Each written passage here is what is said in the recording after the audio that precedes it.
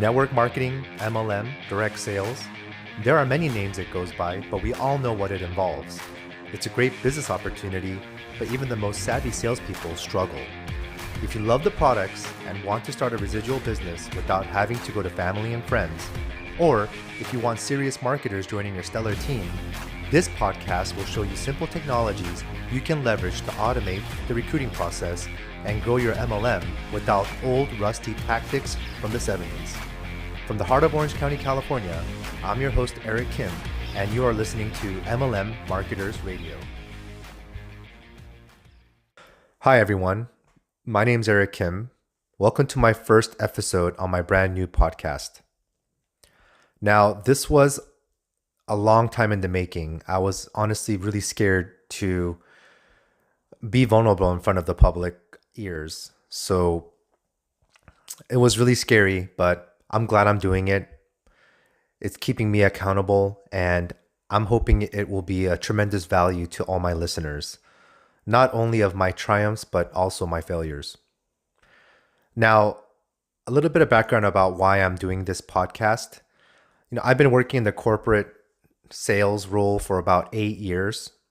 I was let go last year, about 9 months ago. In that corporate role, I had no vacations.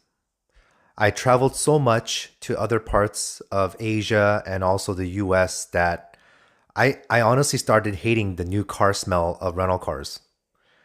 I racked up 3 different airline miles and reached gold and silver status on all of them. I basically only unpack half my luggage every time I go out because I knew I would be back on the road again. I took a picture of my 8-month-old daughter at that time, sitting inside my luggage one day when I had an early flight the next morning. It was really funny and it was cute, but deep inside, it was really eating me away that I had to travel this much. I would promise my wife I would make a video from China to call her, but in reality, the internet speeds and connection was not good enough to do that. My friends would say I'm lucky I get to travel the world. They would say I have a steady job. They would also say you can travel for free on vacation with all the miles you saved up, But none of that made me happy. I didn't want to travel the world without my family. I couldn't take advantage of the miles since they only allowed 4 weeks max of vacation, 2 officially and 2 from saved PTOs. It wasn't the life I wanted. Don't get me wrong. I loved working and I loved my company. I got to rub shoulders with giants like Tesla, Apple, and Google. I got to test all the cool and latest technology from those companies like self-driving cars, Wi-Fi balloons, solar-powered drones. It was in my wheelhouse and I loved it. I met some incredible people through the job and I cherished every moment. I received the Presidential Award for my hard work, bought a nice house in Irvine, California, and got to share the abundance with my family. Still, something wasn't enough.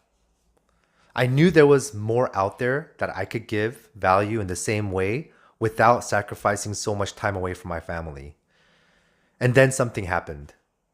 Our company was bought out by a larger company.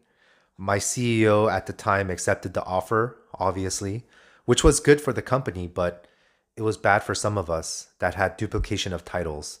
And when the merge started progressing, it got worse. Thinking back on it now, it was a blessing in disguise. But at that time, it was a big hit to me and my family. Luckily, I was scouring the internet right before the final notice came from my HR department. I was following a TEDx speaker in a red suit, and for some reason, he resonated with me on sales and just the whole sales industry. You see, I was never a good salesperson. It wasn't my natural talent, but I learned how to do it from my colleagues. Now, these colleagues were a lot older than me, and they used very old tactics, old enough to be used back in the tape drive days in Colorado.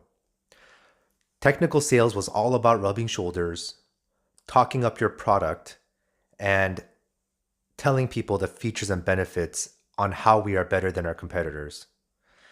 You had to basically get in bed with the clients in order to do any kind of business, and I hated it. It would always be trying to get them to join our company and use our product. It was never the other way around where people are coming to us because we had a great product. I always knew there was a better way to do it. There was a better way to do sales. And this guy in the red suit that I watched on a TEDx talk on YouTube had all the answers I was looking for. On top of that, he said I could do it as an entrepreneur if I choose to. I could work from home and I could spend time with my family. Now, for those who are going through a job transition or who lost a job, that's pretty enticing. Especially for me, since my whole goal was to spend time with my family. It was a relief. It was like the heavens put this guy on YouTube to talk to me. So I joined 3 days before the termination of employment was handed to me. And boy, was I happy to know I had something as a backup. The program was great, but what was more greater was the people I met through it. People with the same mindset and the goals as me. People who want to give value to the marketplace and create generational wealth. People who hung their job coats and refused to make money for other people, who refused to trade their hours for dollars. And that was really great for me. Through this, I got to work with the most incredible influencers and digital marketers in the world. From fitness coaches to financial advisors, I was getting to help people create new leads and grow and scale their small businesses. It was great, but there was a few things you can't control being a 1099 worker. It wasn't always consistent, and my income was reliant on how many calls I can do per week. It was a numbers game at the end of the day. I knew I quickly had to make something happen. Our savings was being eaten up every day, and my wife was stuck at her 9 to 5 job making money so I can have some runway for my entrepreneurship. I wanted to be an influencer myself, or at least run my own business. One day, my friend called me on a three-way to join a network marketing opportunity. It wasn't a typical lotion and potion Me Too product, so I agreed to try it. I brought my mother with me, who has a PhD in Western medicine and currently practices acupuncture holistically. She thought it was an amazing machine. That was enough proof for me to join, although I was very skeptical and knew how these companies work, with recruiting and marketing. But hey, it was a new company, so I thought maybe they'll do things differently. Boy, was I wrong. Although there were veterans who have been in this industry as executives for other companies and they had success, they still had the old school mentality. No, they would tell me the more people you talk to, the more money you make. Or they would say, hey, start with your warm market to make the quickest money. Go through your warm list. List all your friends and family and your colleagues. Things like that. I had a hard time approaching people. I didn't know what to say or how to present it the right way. I started learning and getting momentum. And once I recruited 1 or 2 people, the future looked good. But something started happening. Not everyone I recruited could do it. It was not duplicatable like my upline told me. And once again, I was disappointed. If you know me, I don't just sit around. And since I had money invested in this business, I was going to make it work. I reached out to my digital marketing mentors, which I found some of them have dabbled in network marketing before, and they laid out the big picture. They challenged me and they asked me to study all the great MLM leaders and how they're growing their teams.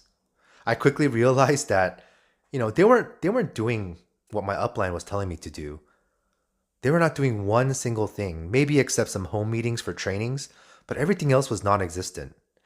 They were using digital media, they were using their websites, and this was all attracting people to them. They were not going out and door knocking or going to their warm list or going to other people selling stuff. Now, the reason for this podcast is to take you guys on the journey of how I'm leveraging what I know and what I learned through digital marketing and B2B sales to replicate a proven system using sales funnels and lead generation strategies to approach marketers that want this opportunity just as bad as I do, not people who need it. People who refuse to mix business with friends and family and join an auto recruiting system that only attracts marketers who are willing to do something after being recruited. I will share my victories and my failures on this podcast, and I hope you will take one nugget or inspiration from each episode I make. Thanks for listening, everyone, and I will talk to you guys on the next one. Hey, thanks for listening, everyone. Please remember to rate and subscribe. Now, I know it's hard to pitch when your warm market dries up. I don't find much legitimate strategies out there, especially my upline. After years of success in digital marketing and sales, I implemented the same sales funnels to this industry that are proven to auto-recruit serious marketers who have the same mindset and drive as me. I have simple strategies to keep your downline full so you don't have to use the outdated, rusty tactics that most MLMs still use today. Head over to ericmkim.com and see how you can get resources and free training. Here you'll find out the hidden revenue model that the top MLMers have been using to get paid regardless if you join them. Learn more at ericmkim.com, and thanks for listening. God bless everyone.